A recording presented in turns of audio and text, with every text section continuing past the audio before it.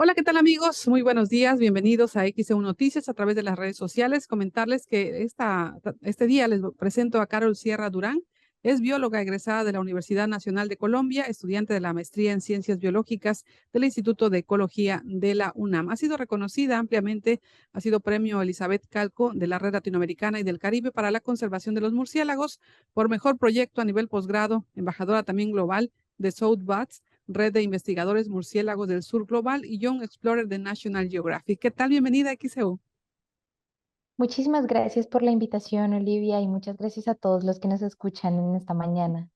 Gracias por Em, acompañarnos. vale, Pues muchísimas gracias. un tema interesante, Carol, sobre los murciélagos que pues en México han llamado mucho la atención y han generado polémica porque recientemente ha habido pues algunas mordeduras que han generado rabia, ha habido muertes y a veces no sé si se estigmatiza, pero pues lamentablemente han causado muertes y eso pues llama mucho la atención y también a la precaución, prevención y no sé si también ataques a estos animales. Pero ¿qué nos comentas tú como experta en murciélagos, los mitos y las realidades de esta especie? Claro, muchas gracias. Bueno, el tema con los murciélagos es que son uno de los animales más injustamente tratados sobre la faz de la Tierra. Son animales que, ya vamos a ver, nos ayudan muchísimo en la vida diaria, pero han sido sujetos de esta estigmatización, sobre todo por el tema de los murciélagos que toman sangre. Entonces, en el día a día pensamos que todos quieren chuparnos la sangre, ¿no? Y lo que muchas veces no sabemos es que existen más de 1.400 especies de murciélagos y solo tres toman sangre, y de esas tres solo una es la que es responsable de tomar sangre del ganado normalmente. Entonces ya con esa una hemos generado todo este odio y esta persecución hacia este grupo de especies que en realidad más del 70% consumen, por ejemplo, insectos, ¿no? Entonces, muchos de esos insectos son los que están atacando los cultivos, los que están amenazando que podamos tener, em, por ejemplo, el cultivo del arroz, por ejemplo, el cultivo del cacao. Entonces, lo que muchas veces no dimensionamos es el efecto que puede tener esta persecución a un gran grupo de especies solo por uno. Entonces, justo lo que decías de mitos y realidades, yo creo que el primer mito del cual podemos hablar es esto de que me quieren chupar la sangre. Y es que esto no es así. De nuevo, es solo una especie y digamos, esta especie lo único que hace es que se alimenta de la sangre de las vacas, que tampoco chupa, como muchas veces pensamos, sino que abre una pequeña incisión y de ahí va lamiendo la sangre. Y los ataques, justamente lo que tú decías a las personas, son una cosa completamente excepcional. Y es aquí cuando tenemos que hablar un poco del tema de la rabia. Y es que el 99% de los casos de rabia en humanos ha sido por animales domésticos, mientras que solo el 1% de los casos se deben a ataques de animales silvestres. Y de todo ese grupo de animales silvestres estamos hablando de zorros, estamos hablando de otros carnívoros. Hay casos muy aislados que llegan a ser de murciélagos, perdón. Entonces, justo lo que tú comentabas con el desafortunado caso del deceso de los niños en Oaxaca, es un caso, primero que todo, este caso en Sierra Sur fueron los primeros contagios confirmados de rabia en Oaxaca en 12 años, ¿no? Entonces, no existe digamos, esta idea, y el hecho de que este caso haya sido tan sonado es una razón más para aclarar que los contagios de rabia por murciélagos son casos supremamente aislados, muy poco frecuentes, y que la solución nunca va a ser perseguir un grupo o satanizar a este animal, pues se trata de eso, de casos aislados. Y la otra razón, el otro mensaje que nos deja el caso de los niños en Oaxaca, muy claro, es que no existe una buena razón para manipular a un animal silvestre, y menos sin preparación previa o protección, ¿no? Entonces, bueno, estos son incidentes que ocurren, pero el mensaje allí es que no se trata de satanizar que un murciélago, que etcétera, sino en general no hay que manipular la fauna silvestre, ¿no? Para evitar este tipo de situaciones. ¿Cómo podemos identificar a aquellos que son o pueden ser dañinos para los humanos, estos murciélagos, y los que no, o de plano, pues mantenernos un poquito alejados de ellos? Claro, en general, Claro, hay ciertas características externas que nos permiten identificar y diferenciar unos murciélagos de otros. De nuevo, hay más de 1.400 especies, pero yo creo que aquí el mensaje es justamente al toparnos con un murciélago, la idea es mantenernos lo más alejados posibles, tratar de no tener contacto directo y poder utilizar, por ejemplo, una caja de zapatos para poder sacarlo de la casa o sacarlo de donde esté. Y nosotros desde el Laboratorio de Ecología y Conservación de Vertebrados Terrestres hacemos campañas de sensibilización para poder fijarnos en esos detalles como morfológicos, esos detalles externos que nos permiten diferenciar una especie de otra, ¿no? O, por ejemplo, a los agricultores o a los productores o ganaderos. Sobre todo, por ejemplo, hemos hecho varias jornadas en el estado de Morelos y en otros estados para capacitar a estas personas que están en contacto directo con estos murciélagos para diferenciarlos. Entonces, sí, son fácilmente diferenciables, pero afortunadamente pues tenemos estas plataformas para capacitar a la gente para identificar, digamos, estas diferencias. Pero lo importante aquí es que, claro, las otras más de 1.400 especies, ¿no? Em, consumen muchas otras cosas. Entonces, por ejemplo, tenemos a los murciélagos que toman néctar, como si fueran los colibríes, pero de la noche. Y muchas veces aportan mucho más a la polinización de especies que nos interesan mucho, como por ejemplo el agave, que es la planta de la cual podemos sacar el tequila, el mezcal, el aguamiel. Em, También hay especies que se alimentan de las frutas, entonces, por ejemplo, el mango, hay especies que se alimentan del mango, de los higos, y cuando van volando van soltando la semilla o van defecando las semillas, y eso ayuda a que podamos reforestar los bosques, eso ayuda a que podamos asegurar que se sigan manteniendo estas variedades que al final son parte de la seguridad alimentaria para nosotros.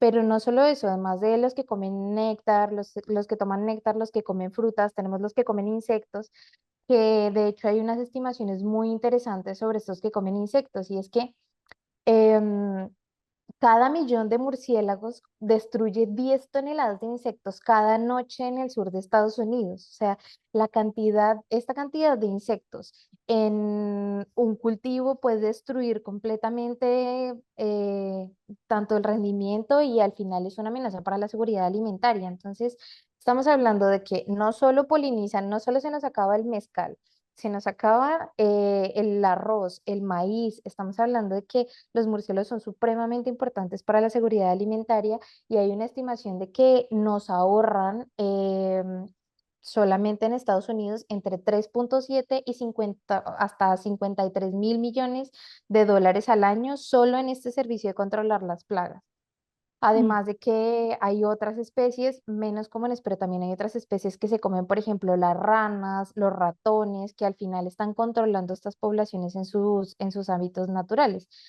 Y una cosa también que quiero comentar respecto a los murciélagos insectívoros es que algunas de estas especies además se pueden alimentar, por ejemplo, de los mosquitos, ¿no? Además de que todos hemos estado en la incómoda situación de que nos están picando y picando los mosquitos, somos conscientes de que los mosquitos son un grave problema para la salud pública. Estamos hablando de los casos de Zika, de chikungunya, de dengue. Entonces, el mensaje aquí es que la persecución y satanización de los murciélagos no solo no ayuda a controlar las enfermedades de interés público, sino que puede promover las enfermedades si nos dedicamos a satanizar y destruir refugios y antagonizarlos. Ujú. Ahora en Veracruz, ¿se han hecho estudios o qué nos comenta Carol Sierra? Claro que sí, Veracruz tiene, bueno, como ya sabrán, tiene una ubicación geográfica supremamente privilegiada, en donde tenemos desde el Pico de Orizaba, más de 5.000 metros sobre el nivel del mar, hasta las playas tan hermosas que tiene a lo largo del Golfo.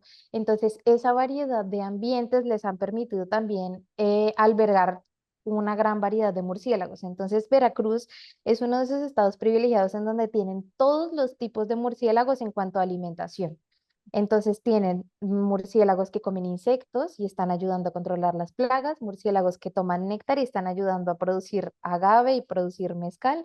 Tienen de los que comen frutas y ayuda a dispersar las semillas y a sembrar los bosques.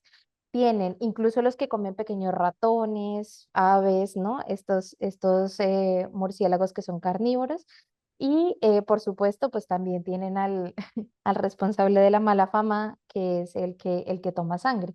Pero tienen, Veracruz tiene este gran privilegio de tener una gran variedad de murciélagos de todos los hábitos alimenticios que existen. Bien, pues en conclusión, ¿qué recomendarías a la audiencia, los seguidores de XEU Noticias en Veracruz, Carol Sierra, como bióloga experta en murciélagos? Bueno, muchas gracias. La primera invitación a todos es que si por casualidad nos topamos con un murciélago en el piso, es muy importante no tocarlo, protegerlo de los perros y los gatos de la casa. Y lo indicado es ponerle una caja encima y un cartón por debajo para sacarlo de la casa sin entrar en contacto con él. Lo segundo es que aun si nosotros no estamos en contacto directo con los murciélagos, desde nuestras decisiones diarias podemos ayudarlos. Hay que consumir responsable, consumir local, consumir orgánico y usar nuestro poder como consumidores para poder apoyar aquellas iniciativas que están tratando de hacer la diferencia. Por ejemplo, desde la UNAM existe el proyecto Mezcal Bat Friendly o Mezcal Amigable con los Murciélagos, que surge de la iniciativa de mi asesor, el doctor Rodrigo Medellín, para poder promover que los productores de mezcal dejaran florecer sus agaves y eso les diera pues el néctar que necesitan los murciélagos para sobrevivir y al mismo tiempo los productores pueden poner este sello en sus botellas de mezcal que ustedes en casa pueden buscar y tratar de consumir estas marcas que tienen la certificación amigable con los murciélagos, que está tratando, que están desde su lugar, desde la cadena de consumo, ayudando a la conservación de estas especies de murciélagos. Entonces, no importa si yo vivo en una ciudad y nunca he visto un murciélago, igual puedo ayudar a su conservación consumiendo responsablemente, apoyando este tipo de iniciativas y consumiendo de manera responsable. ¿Están en peligro de extinción los murciélagos? Muchas especies están en peligro de extinción o amenazadas, dependiendo, claro, como en Ujú. biología depende de la especie, pero muchas de las especies, sin duda por la pérdida de hábitat y sobre todo por la persecución, sí que están en una categoría u otra de amenaza. Entonces, aquí lo importante es justo desde cada una de nuestras posiciones en la sociedad podemos ayudar a organizaciones que trabajan para poder defender estas especies. Por ejemplo, desde el Laboratorio de Ecología y Conservación de Vertebrados Terrestres tenemos muchos proyectos en los que trabajamos con estas especies en peligro de extinción. Y el caso del murciélago maguillero es un caso muy interesante que ha sido extraordinario porque esta especie que es Leptonicteris yerbabuene, logró salir de una categoría de amenaza gracias al trabajo que se ha hecho desde el laboratorio, en donde Mm. la promoción de sus poblaciones se ha permitido disminuir la categoría de amenaza en la que estaba, ¿no? Que es un hito histórico en términos de conservación y desde nuestros hogares podemos ayudar siguiendo en redes sociales, compartiendo la información, apoyando estas iniciativas, podemos ser voluntarios, podemos compartir la información en nuestro día a día. Compartir la información no quiere decir que yo tengo que hacer un podcast de un tema y tengo que ser experto. A veces subestimamos el poder de una conversación casual a la hora de la comida, a la hora de la cena, tomándonos una cerveza con un amigo. Podemos sensibilizar a la gente que está a nuestro alrededor sobre la gran importancia que tienen los murciélagos en nuestro día a día. O sea que son tan importantes como las abejas.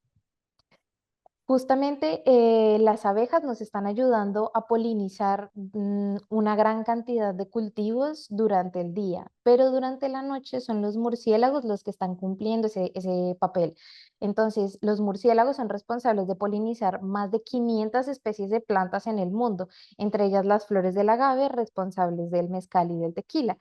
Y lo mismo, por ejemplo, para las especies de vegetales, como las varias especies, más de 550 especies dependen para su dispersión, es decir, que los murciélagos se alimentan del fruto y pueden dispersar sus semillas hasta cientos de kilómetros lejos del árbol que las produce. Entonces, toda la biodiversidad es importante, pero los murciélagos tienen un papel fundamental en cumplir estos servicios y proveer estos servicios a nosotros en la noche. Bien, ¿quieres compartir con XEU, con la audiencia de XEU, tus redes sociales para mayor información sobre los murciélagos? ¿Qué nos dices, Carol Sierra?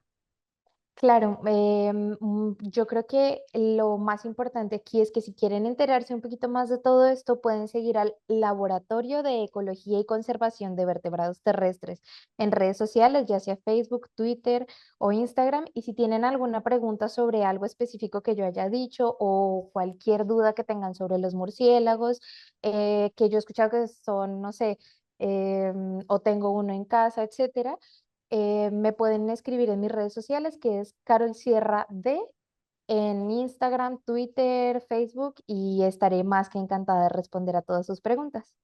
Muchas gracias, Carol Sierra, por esta entrevista para XEU. Saludos desde Veracruz. Muchas gracias a ustedes por la invitación.